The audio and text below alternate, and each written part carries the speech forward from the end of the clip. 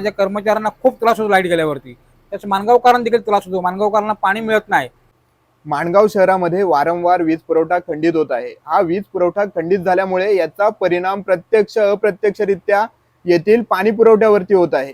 पाणी पुरवठा माणगावकरांना जो सुरळीत झाला पाहिजे, नियोजित वेळेत झाला पाहिजे, तो होत नाहीये. तर याबाबतच आपण जाणून घेणार आहोत माणगावचे पाणी पुरवठा सभापती अजित तारलेकर यांच्याकडनं की जे वेळापत्रक आहे ते वेळापत्रक डिस्टर्ब होत आहे वीज पुरवठा खंडित झाल्यामुळे. तर ते काय प्रयत्न करत आहेत की वेळोवेळी त्या वेळापत्रकानुसार माणगावकरांना पाणी भेटेल यासाठी. नमस्कार तारलेकर साहेब, मी तुमचे स्वागत करतो शक्ती न्यूज मराठी चॅनल मध्ये. नमस्कार. आपण सांगा की आपण पाहिलं तर एक आठवडाभर वारंवार वीज पुरवठा जो आहे तो खंडित होत आहे. या वीज पुरवठा खंडित झाल्यामुळे त्याचा परिणाम जो आहे तो साधारणपणे आपल्या पाणी पुरवठा वेळापत्रकावरती होत आहे. तर आपण पाणी पुरवठा सभापती म्हणून काय प्रयत्न करत आहात की माणगावकरांना पाणी नीट नियोजित वेळेत भेटायला पाहिजे यासाठी? ज्या ज्या वेळेस माणगावमधील वीज पुरवठा खंडित होतो त्या वेळेस मी व माझे सर्व कर्मचारी आम्ही या ठिकाणी MSEBला फोन लावतो. त्या कर्मचाऱ्यांनी या ठिकाणी बोलून घेतो. परंतु एक 5-6 दिवस रात्री 9 वाजता लाईट जाणे, दत्तनगरच्या वासियांना पाणी न मिळणे आणि दुसऱ्या दिवशी पुन्हा आम्ही पाणी सोडतो दत्तनगरच्या लोकांना, नागरिकांना. आणि मग परत सगळ्या वेळांमध्ये आमचा बदल घडतो आणि मग बरेचशा माणगावकरांना त्याचा त्रास होतोय.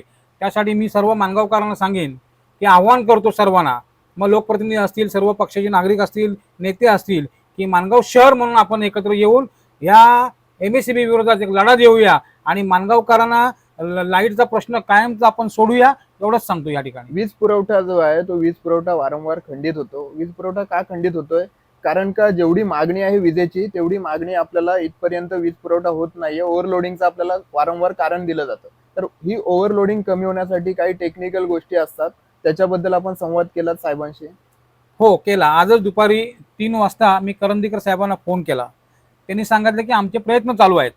तारलेकर साहेब काळजी करू नका, ह्या माणगाव शहरामध्ये मी राहतो. मी देखील माणगाव नगर पंचायतीच्या पाणी पितो. माझे सर्व कर्मचारी देखील माणगाव शहरात राहतात. त्यांना देखील पाण्याचा खूप त्रास होतोय. आम्ही लवकर ह्याच्यावरती तोडगा काढतो आणि तुम्हाला माणगाव शहराला आम्ही लवकर या विजेच्या यातून मुक्त करतो.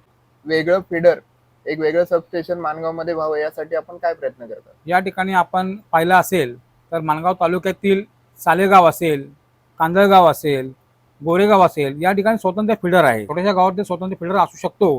तर माणगाव सारख्या एवढ्या मोठ्या शहरामध्ये वाढती या ठिकाणी लोकसंख्या आहे, या ठिकाणी फिडर असणं आवश्यक आहे. त्यासाठी आम्ही सर्व लोकप्रतिनिधी MSEBकडे मागणी करून पाठपुरावा करणारच आहोत.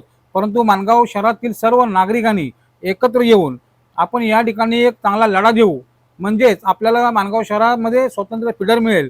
या ठिकाणी आपण बघतो की आत्ता शहरामध्ये सर्व जे कामं आहेत ते MSEB लाईटशिवाय काम होऊ शकत नाही. ऑनलाईन असू द्या काम, बँकेमधले काम असू द्या, इतर ठिकाणी लाईटशिवाय कुठलंही काम होत नाही. त्यामुळे माणगावकरांना स्वतंत्र फिडरची गरज आहे. त्यासाठी आम्ही लढा उभारणार आहोत. तर हे होते आपल्यासोबत पाणी पुरवठा सभापती अजितजी तारलेकर. त्यांनी असं सांगितलेलं आहे की वेळोवेळी जी वीज खंडित होत आहे ती वीज खंडित न होता त्याच्यासाठी कशी चांगल्या पद्धतीने उपाययोजना करायला पाहिजे. माणगावला जी गरज आहे ती आहे वेगळ्या एका फिडरची. तर माणगाव शहरासाठी स्वतंत्र फिडर व्हावा यासाठी ते येणाऱ्या भविष्यामध्ये प्रयत्न करणार आहेत.